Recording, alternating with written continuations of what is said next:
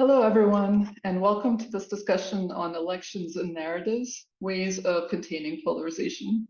I'm Jasmina Brankovic, a research associate with the Institute for Integrated Transitions.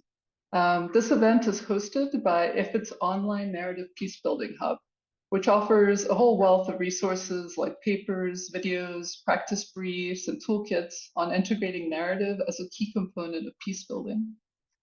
The Hub is the work of IFIT's Inclusive Narratives Practice Group in partnership with our in-country teams, and we are continually developing approaches for transforming narratives at scale in societies affected by polarization and conflict. So while most actors working for peace try to impose a unifying narrative from outside or promote their own preferred narrative, we argue that these types of narratives will simply be rejected in divided contexts, and that a more effective approach is to raise awareness of how narratives shape our worldviews and actions, work with people to transform their own narratives from within, and amplify smaller narratives to lessen the impact of dominant divisive narratives. As we all know, narratives are key in election periods. They're often used by candidates and their supporters to increase polarization, to distinguish their side from others, and thereby win elections. In fact, one of the resources on our hub is a toolkit we initially developed to address polarizing narratives during elections in Colombia. Today, we are joined by three distinguished members of IFIT's community of experts. Let me introduce Alina Rocha Menocal, the director of the Thinking and Working Politically Community of Practice and a member of the Inclusive Narratives Practice Group. Amalia Pulido Gómez, the president of the Electoral Institute of the State of Mexico and a member of IFIT's Mexico Peacebuilding Support Group Brain Trust. And Solon Simmons, a professor of conflict analysis and resolution at George Mason University and also a member of the Inclusive Narratives Practice Group. So, given that you as panelists are looking at the intersection of narratives and peacebuilding from your different fields and from different regions, and reflecting on 2024 as a highly significant year for elections worldwide, can you tell me what role narratives play in driving polarization during election periods? We can start with you, Alina. Thank you so much, Jasmina, firstly for organizing this panel and inviting us to be here. It's a pleasure to be part of this. And briefly, just to say that there's some background noise behind me here, so I apologize if there's intervention. But let me start. I don't know how many of you may remember when Bill Clinton was running for office in the 90s, and he said, it's the economics, stupid, or it's the economy, stupid. And I think what we're witnessing from the 2020s onwards is something, a slight variation on this, which is essentially, it's the identity politics, stupid. And identity politics, which focus on tapping into grievances that are based on race, ethnicity, gender, sexual orientation, religion, and other identifiers, have become an increasingly prominent feature in elections across countries and regions, not just now in 2024, but I would say over the past 5-10 years. Political actors strategically use and exploit identity issues to galvanize support among base voters, create and reify division, compromising population blocks, and appeal into deep-seated emotions rather than evidence or facts. And this kind of mobilization or identity around identity can be very perverse because it poses severe challenges to the resilience of democratic governance. In essence, because it really does feed polarization and sows fragmentation and distrust. And you can see these dynamics at work in a variety of recent and ongoing electoral contests and settings, including, for example, the US. Again, I don't know how many of you might be familiar with this person called Steve Bannon, but he has been instrumental in perfecting the rise of right-wing populism in the US. You have a similar dynamic here in the UK, where you have people like Nigel Farage exploiting grievances that people may have along very polarizing blocks. You can also see it in Mexico, which is where I'm originally from, in the elections that we had recently, where there has been a really profound undercurrent of a clash mass discourse, both from Andrés Manuel López Obrador and his rhetoric around where he sees the future of Mexico going, but also from more conservative parts of the Mexican population who may not agree with what they see as the populist left-wing politics of López Obrador and his movement. You can also see it in Brazil, France, Hungary, India, the Philippines, and beyond. So in essence, it's a real problem that is latent and visible across countries and regions. And it can also be it can turn into violence. So, for example, I don't know how many of you will remember Kenya in 2007, but it came very close to the brink with a lot of violence around the elections, very much galvanized around ethnic lines. And you can see it in the January 6 attacks on Congress in the US, which were unprecedented, but it was definitely this sort of white supremacist sort of slant on politics that converged in Congress in a very violent fashion. Thank you, Jasmina. Thanks so much, Alina. Amalia, can you share your perspective, please? Sure. Thanks, Jasmina. Thank you for the invitation and the insightful question.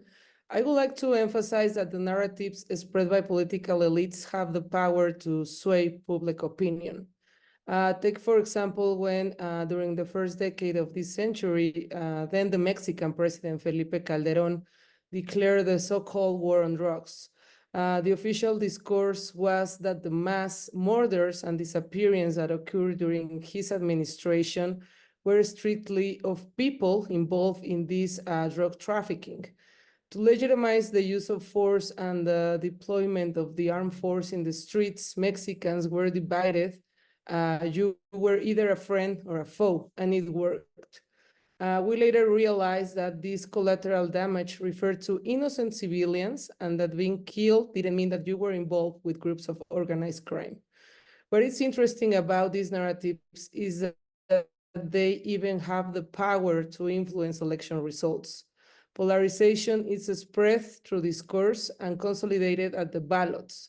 And we can see the example of Colombian peace referendum as an example, and according to several studies, the direction of the vote was largely based on partisanship rather than victimization or violence in their community. The way Santos and Uribe framed this referendum ended up defining the votes and therefore the future of Colombian democracy and the country. The problem with politically biased narratives is that they often fail to provide enough information about the real implications of their proposals. Instead, people tend to rely on the emotional traditionalist approach. These us versus them narratives have historically been effective and have shaped the political development of certain countries. As we've seen with the case of Argentina, inflation, or El Salvador gangs, these polarizing discourses tend to appropriate one of the country's biggest problems and establish a common enemy to target. It can either be the left, the right, the neoliberalism, or immigrants, but it's always an extreme form of opposition to the previously established regimes. In analyzing polarization in the region, it is inevitable not to return to the legacy of the third wave of democratization in Latin America. It was its late evolution that led to a model unique to the region, in which the administration of elections and electoral justice are not only independent from the government, but also independent from each other. This over-regularization of procedures and the professionalization of the electoral career are distinctive features of the institutions that evolved in the region during the last decades. And this movement led to the establishment of sophisticated, strong, but also independent electoral institutions born out of distrust between citizens and the government that organized fraudulent elections but failed to eradicate mutual political distrust. I think in these scenarios, sometimes the foreign common enemy is electoral institutions or procedures. Brazilians, for example, take great pride in their voting machines, successfully used since the early 1990s. And however, during his candidacy, Bolsonaro raised concerns about these technologies claiming they could potentially favor the incumbent. Even after winning the 2018 election, he continued to use this claim to undermine confidence in the judiciary, even though it's one of the best regarded courts in the world. In 2022, candidate Petro raised concerns about the integrity of this Colombian registraduría and turning it into a political issue when one of the tests of the vote counting system showed his opponent as a winner. The provider of the counting system, they call Indra, explained that the systems are tested using randomly generated data, but Petro continued to use this rhetoric against electoral institutions to gain this popular support. Although not so eventful, in Mexico's, also in the elections also took place while electoral authorities were being questioned. Since 1996, Mexico's electoral management body has been independent from the government. Despite this, our National Electoral Institute, the INE, has been targeted since 2026 by the current president when he claimed that the elections had been stolen from him. Moreover, he easily won the 2018 elections, but he continuously used the discourse to disqualify former board members of the INE itself. Discourse that at the same time was easily internalized by Mexicans due to the already pre-existing lack of confidence and also fueled by the increasing levels of violence in the country. Unexpected issues arose in 2024 elections surrounding the electoral process. Also, the government accused INE, this electoral management body, of showing bias in favor of the opposition. But meanwhile, political parties and specific social society groups mobilized to save the INE, or this movement, Salvando el INE.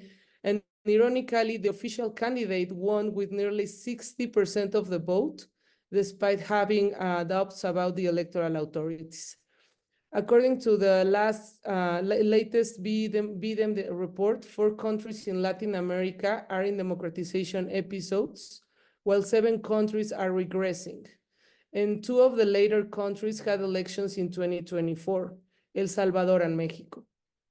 What they also have in common is the legitimacy of the electoral authorities, and this has been strongly questioned. For instance, El Salvador moved from electoral democracy to electoral autocracy in 2020, while Mexico moved from electoral democracy to an electoral democracy in the gray zone with an episode of autocratization in 2023. BIDEM categorized them both based on the actions and also these narratives of political elites. And this has occurred even in Costa Rica, which we know that occupies top places in terms of the quality in democracy in the Americas. It is important to follow the impact of recent comments by President Rodrigo Chavez, who called Costa Rica a dictatorship and compared it with North Korea.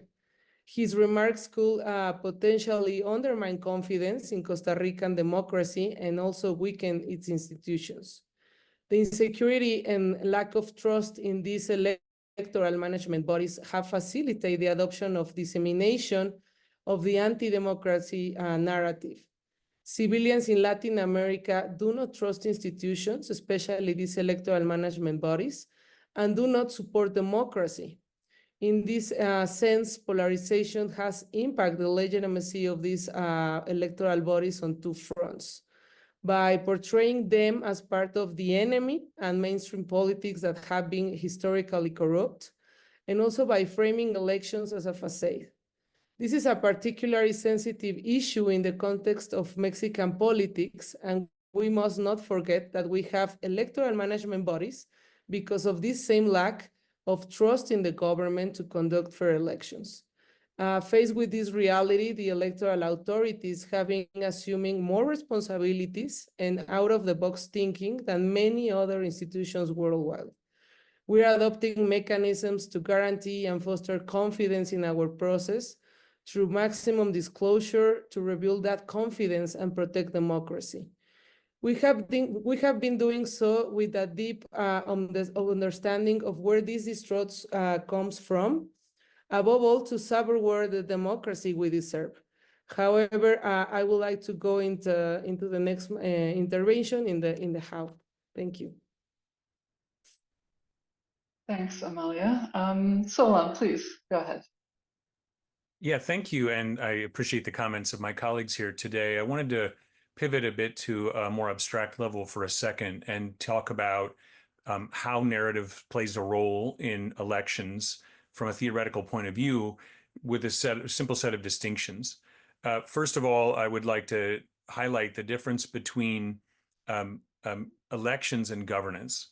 It's very critical to keep in mind that elections are to select somebody to govern, and the narrative that helps you to get into government is not necessarily the one that helps you to govern when you arrive. And so there's a fundamental tension in narrative technique in elections that makes governing more difficult if you use the full power of the election to polarize the electorate and win. And this speaks to some of the culture war issues that Alina was speaking about as well.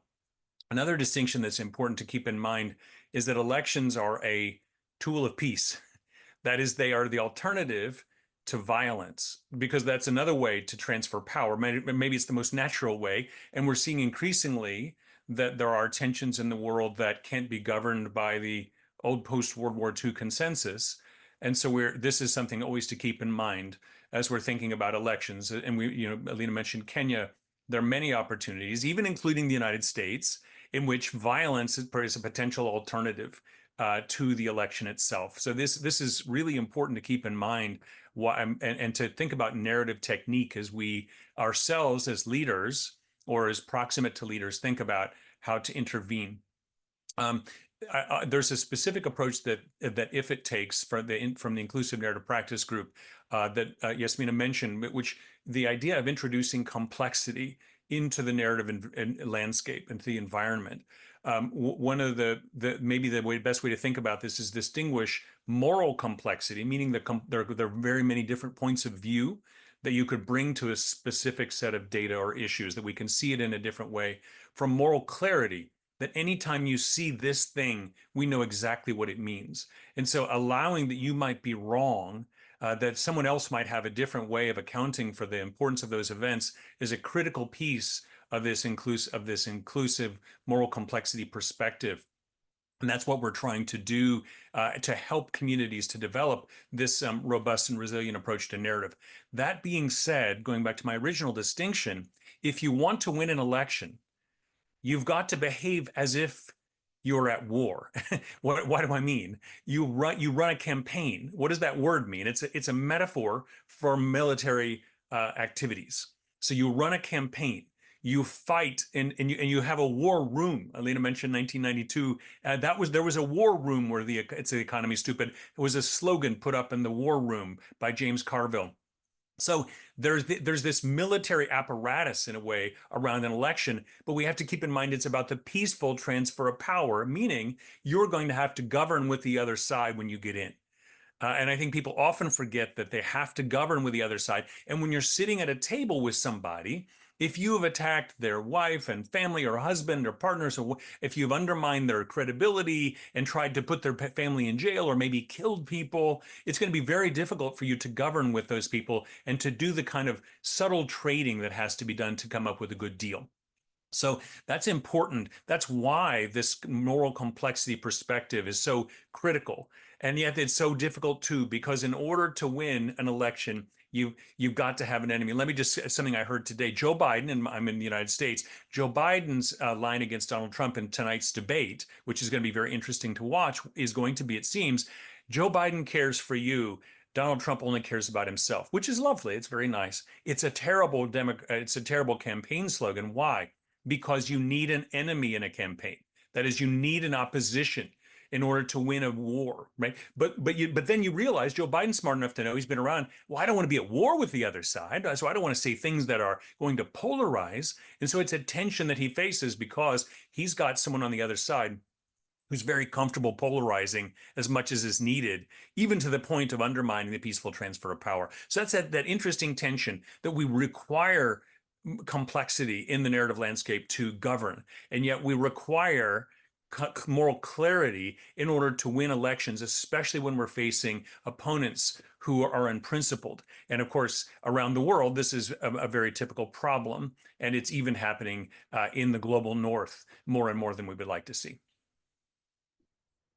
Well, thank you all for these really actually insightful and deep and detailed reflections. I just wanted to highlight how you all mentioned the importance of identity and emotions and morals, in your comments, and just the centrality of, or how important actually narratives are to shaping our worldview and our understanding of politics, like I mentioned in the beginning, and how that's a kind of global thing. It happens everywhere, and yet there are these contextual specificities to it. And that's one of the great challenges for how do you then contain polarization, as our topic is today. So let me now turn to that actually. So tell me, drawing on your own experience, what are some strategies and tools for navigating polarization and encouraging engagement among divided groups in the context of elections that you've come across? What opportunities do elections present? Maybe let's start with you again, Alina. Thanks, Jasmina. Yes, and thanks also to our panelists for their comments. Solon was referring to elections and sort of campaigning and what that entails and whether it's war by other means. And I think it's interesting to reflect. There's a recent paper that was written by Tom Carothers and Benjamin Feldman at the Carnegie Endowment for Peace, where they highlight what they call democracy bright spots in a context of sort of backsliding and setbacks to democracy. And that actually one of the key elements of bright spots that they identify happen to be what they call pivotal elections. And here you can see the critical role of leadership on whether and how identity issues are used to either sow fragmentation and polarization and division a la Donald Trump, or to try to foster a sense of unity across divides. And on that brighter side of things, there was a really interesting election that happened in 2023 in Poland, where there was a real critical moment in the Polish landscape, which had been characterized by a lot of division under the then ruling party, the Law and Justice Party, which was sort of this right-wing populist party. And someone called Donald Tusk, not to be confused by with Donald Trump, though they share unfortunate initials. Donald Tusk was a prominent opposition leader, and he played an absolutely crucial role in these elections to build a more unified political environment. And he basically anchored his efforts in building a broad and inclusive coalition that represented a united front committed to addressing widespread polarization in Polish society. And really, the anchor of Tusk's coalition was to find common ground and work towards shared policy goals that can address the needs and concerns of different social and identity groups in Poland. And the focus really has been on promoting dialogue and compromise across this coalition through shared goals around young people, education, job opportunities, and climate change. I think one of the things that has emerged that we have learned from, say, what has happened in the United States with the election of Donald Trump, what happened here in the UK around Brexit, and what we're witnessing right now in the world, which does feel like increased fragmentation, polarization, and anger, is that we underestimate the power of grievance at our own expense. And it is indispensable to understand what the sources of those grievances are, because that is what then can be mobilized and manipulated. So there's a real problem of inequality. A lot of it identity-based that really has to be tackled.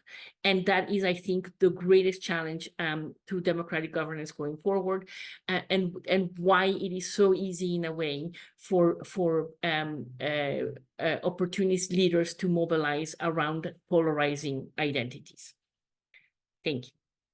Thanks, Alina. Amalia, over to you. Thank you, Jasmina. So now I would like to talk about how electoral authorities we manage adversity and risk. This is a common work that we have to do.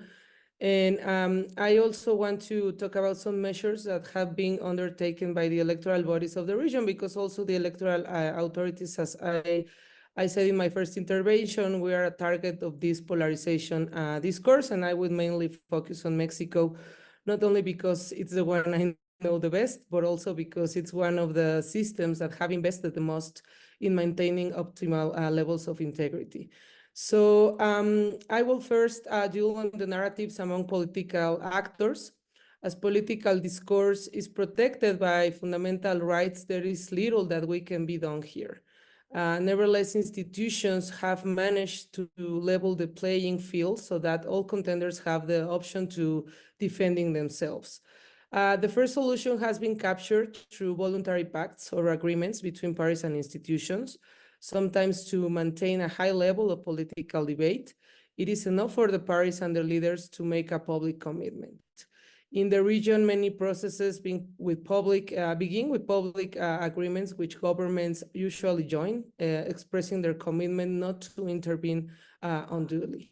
A second aspect to review is the time on radio and television. In the Mexican case, the purchase of radio and television is prohibited.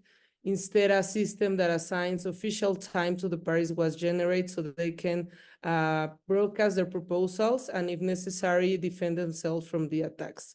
However, there are two cases in which the authority does intervene. And the first one refers to when one of the candidates imputes crimes to the others, and there is a special sanctioning procedure that allows the removal of a spot from the air in less than 48 hours as a precautionary measure to avoid irreparable damages. Regarding propaganda in social networks, many countries have benefited from voluntary agreements with the main platforms, as Meta, that allow the electoral authority to take down content when it's officially resolved, and only if there are violations of the electoral regularizations. The second case is equally interesting and refers to gender-based violence in politics. For instance, once Bolivia documented and systematized the existence of political violence against its councilwoman, several Latin American countries typify this offense and generate also sanctions. One of the countries with the most advanced legislation in this area is Mexico, which suspends the political rights of those offenders who have a final sentence for gender-based violence. To date, 199 complaints have been received in this matter. And now I would like to delve deeper into the second issue we have to come across, that is narratives oriented against these electoral authorities. And this one is more complex, so I want to refer to some of the solutions. First tool widely used in the electoral field, but which I'm sure has applicability in other contexts, is that the electoral management bodies open our daily work to domestic and international observation. I think electoral observation is a key, and we are ensuring that in addition to the parties' narratives, there are independent actors who tells a side of the story. For instance, for many years, Mexico invested in a fund that allowed domestic and organizations to professionalize in this field. A second approach to generating confidence amongst its stakeholders is related to solving problems from the past. Many of the more than 300 electoral reforms implemented in Latin America since its democratization have to do with solving these issues. For example, in the past, the possibility of doing a total recount of certain polling stations was not regulated. So a political force questioned the integrity of an election because the totality of the votes have not been recounted. After this incident, and you maybe remember in 2006, so in 2007, the Mexican law clearly states the grounds for a total and partial recount, with which the rules of the game assume an eventual cause for distrust and discredit. In this sense, a third group of tools has to do with solving this problem. On election day, for example, Brazil draws a sample of electronic ballot boxes and takes them to the provisional capitals so that in front of the television, fictitious results can be captured and checked to ensure that they add up properly. That means that they are counting in the right way. A fourth tool used to avoid narratives deliberately aimed to misinforming is fact-checking. Although authorities do not directly do this job, journalist organizations are developing different tools to do this, and they are cross-checking information and deciding on its accuracy. In Guatemala, Honduras, Bolivia, Mexico, Colombia, and Ecuador, to name a few, I have seen information on social media claiming that voting pens are magically erased, which is they are lying. Authorities have to deny this type of news circulating through different networks for a while, and fake news are disseminated with the sole intention of reducing confidence in the elections and decreasing voter turnout. And a fifth strategy, and as they do in other areas, one of the ways in which we use elections to disconstruct narratives is to publicly commit ourselves to quality management. Over at the Institute I preside, for example, we have used official international standards to validate our quality management systems and the continuity of our IT services and the adequate protection of our IT systems, which creates confidence among political actors. Since this type of certifications require traceable and auditable processes, they provide also a proof of trust and quickly unarm disinformation strategies. And finally, I think an important thing to consider is cooperation with government.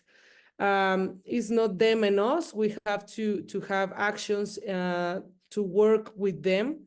And to remain in power, it's a key that the electoral management bodies open the space and dialogue with government.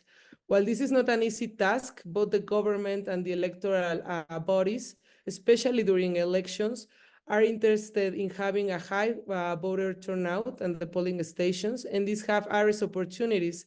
For example, in the case of Mexico, we have this political violence or this electoral violence. It's a real issue in the elections. And to face this reality, we decide to collaborate with the government and the security institutions to guarantee these conditions for elections.